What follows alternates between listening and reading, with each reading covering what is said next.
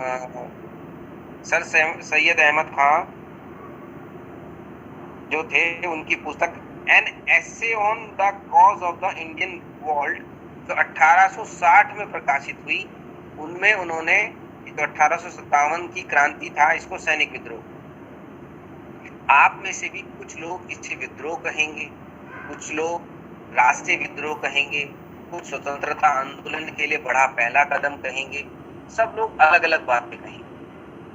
ठीक है, क्यों? क्योंकि हमारे भी विचारों में विविधता होती है, इसी तरह इन इतिहासकारों में भी विविधता रही, मगर अंग्रेजी इतिहासकार कहीं ना कहीं राष्ट्रीयता की भावना को जगाना नहीं चाहते थे, इसीलिए उन्होंने भारतीय विद्रोह को, 1857 के विद्रोह को राष्ट्रीय रूप ना देते हुए एक सैनिक विद्रोह के रूप में कहा।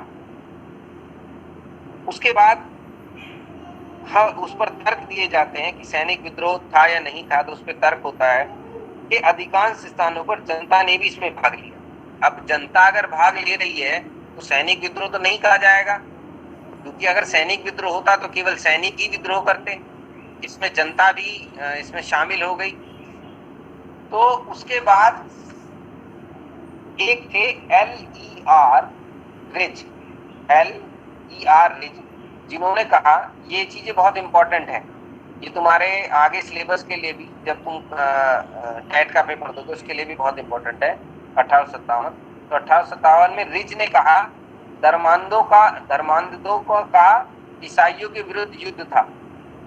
धर्मांध यानी धर्म से जो अंधा हो जाता है उसका, धर्मांध अंधों का ईसाइयों के विरुद्ध युद्ध था।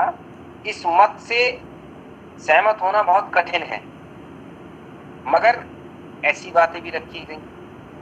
T.R. होम्स कहते हैं कि बर्बरता तथा सभ्यता के बीच युद्ध सर जेम्स आउटम व W. टेलर ने इस विद्रोह को हिंदू मुस्लिम षड्यंत्र का परिणाम बताया।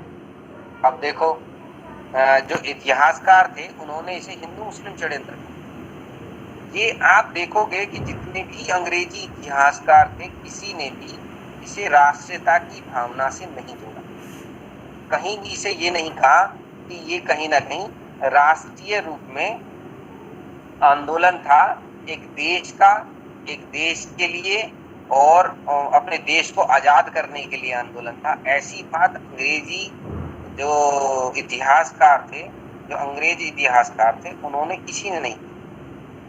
इसमें एक बहुत अच्छा जो एक अंग्रेज थे जिनकी कोटेशन कई बार आ जाती है कि उन्होंने क्या कहा, बेंजामिन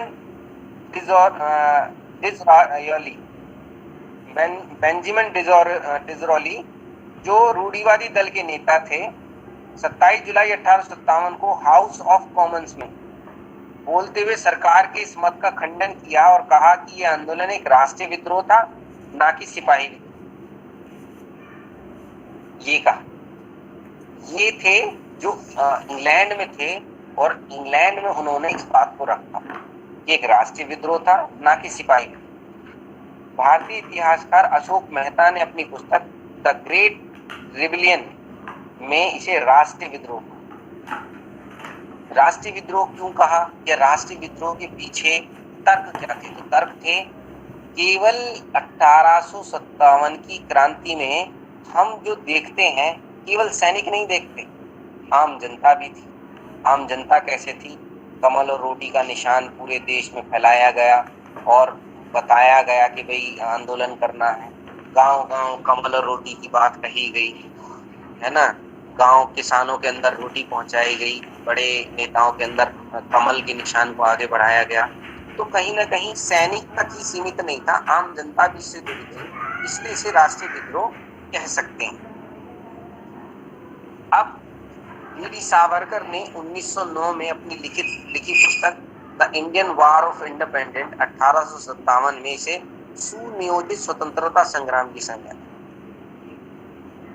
अब देखो, वीडी सावरकर इसे सुनियोजित स्वतंत्रता संग्राम कहते हैं, और जब उन्होंने अपनी बुक लिखी होगी तो जरूर कहीं ना कहीं उन्होंने इस तर्क को दिया होगा कि आखिर वो इस बात को ऐसा क्यों कहते हैं, आखिर उन्हें क्यों लगता है कि ये एक सुनियोजित यानी कि प्री प्लान एक स्वतंत्रता आंदोलन।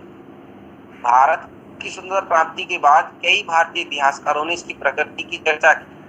इसमें सुरेंद्र नाथ सेन, रमेश चंद्र मजूमदार, शशि भूषण चौधरी तथा पूरन चंद जोशी महत्वपूर्ण। एसएन सेन ने भारत सरकार के कहने पर, जो सरकारी इतिहासकार कहा जाता है एसएन सेन, इसको लिख लेना कहीं भी, और एक सरकारी इतिहासकार जिसे अंग्रेजों ने अपॉइंट किया था 1857 के इतिहास को लिखने के लिए, एसएन सेन भारत सरकार के कहने पर 1857 नामक पुस्तक लिखी। इस पुस्तक में वह तर्क देते हैं कि यदि इसे राष्ट्रीय संग्राम नहीं कहा जा सकता, परंतु इसे सैनिक विद्रोह की संज्ञा देना भी गलत होगा। कैसे गलत होगा? ये इस तरीके से गलत होगा कि केवल अगर हम इसे राष्ट्रीय संग्राम कहें तो वो भी गलत है। उसके पीछे तर्क क्या दिया? उन्होंने कहा कि 1857 की क्रांति के समय देश की परिकल्पना ही नहीं थी दिमाग में। कोई ये कह ही नहीं सकता था कि ये देश है। जब ये देश की परिकल्पना ही नहीं रखी गई है तो किस आधार पर हम इसे राष्ट्रीय कहते हैं? क्योंकि देश तो छोटे छोटे राज्यों में बटा था और सभी लोग अपने स्वार्थ हित के कारण ही इस विद्रोह में शामिल थे।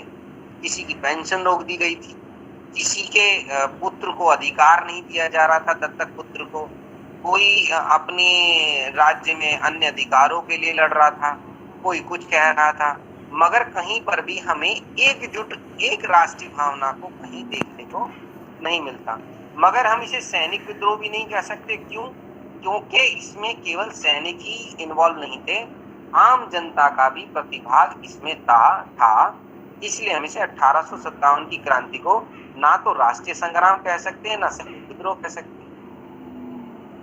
क्योंकि यह केवल सैनिक तक सीमित नहीं था। अवध में जन आंदोलन बन गया था। देशभक्तों ने अपने राजा तथा राज्य के लिए संघर्ष किया। इसके बावजूद सैन अवध के विद्रोहियों को स्वतंत्रता अग्रणी नहीं मानते, क्योंकि वह राष्ट्रीय तथा व्यक्तिगत स्वतंत्रता की भावना से अनभिज्ञ थे, जो मैंने आप लोगों को बताया। भारत सरकार ने आरसी मुजुमदार को 1857 के विद्रोह का इतिहास लिखने के लिए नियुक्त किया, परंतु सरकारी समिति से अनमन होने के कारण उन्होंने कार्य करने से इनकार कर दिया तथा स्वतंत्र रूप से अपनी पुस्तक the sepoy mutiny and the rebellions of 1857, जो 1957 यानी 100 साल बाद प्रकाशित हुई। तदुपरांत उन्होंने अपने तर्कों को उन अध्यायों जो उन्होंने भारतीय विद्या भवन की पुस्तक the British paramountcy and Indian renaissance part 1 के लिए लिखे लेख में और अधिक विस्तार पूर्वक स्पष्ट किया। उन्होंने इस पुस्तक में निष्कर्ष निकाला कि यह तथाकथित प्रथम राष्ट्रीय स्वतंत्रता संग्राम ना तो ये प्रथम था, ना ये राष्ट्रीय था, ना ही स्वतंत्रता संग्राम था। ये लाइन बहुत इंपॉर्टेंट है आरसी मुजुमदार की। ये पूछ लिया जाता है कि 1857 में किस इतिहासकार ने यह कहा कि ना तो ये प्रथम था, ना ये स्वतंत्रता संग्राम था, ना राष्ट्रीय था। ये लाइन किसने कही? तो आरसी मुजुमदार ने ये कही। इस विद्रोह का क्रमबद्ध इतिहास नहीं लिखा है, बल्कि इसके विषय में कुछ भ्रांतियां दूर करने के उद्देश्य से कुछ तथ्य सामने रखे मुजुमदार ने। उनके विचार से इसे राष्ट्रीय आंदोलन नहीं कहा जा सकता। इसने देश के विभिन्न भागों में अलग अलग रूप धारण किए। उनकी मुख्य देन विद्रोह के गंभीर प्रभावों के प्रति आगे आने वाली पीढ़ियों को ध्यान आकर्षित कराना। इसके बाद शशि भूषण चौधरी, जो इसका स्वरूप है कि किसने 1857 को किस तरीके से देखा।